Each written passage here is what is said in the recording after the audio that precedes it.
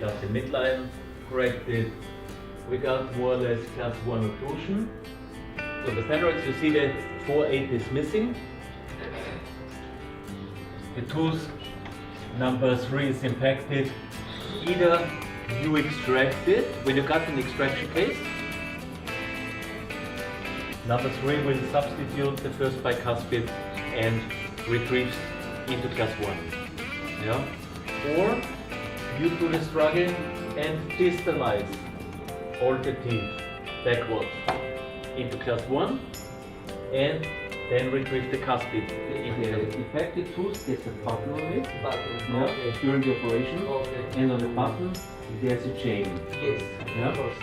And the chain comes out normally, usually at the alveolar crest here. Yeah? And that just usually goes to distal of 5, and the niter wire gets into the 6th slot that you can activate it with the Weigert plier. You pull on it, activate it, and then the cuspid is activated again.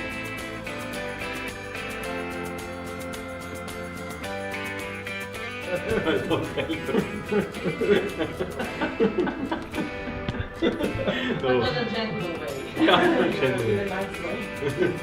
But maybe. What is the molar? That's the number 5. That is the molar. Yeah. Lower? Lower. And think about it. The distal part of the bracket is not.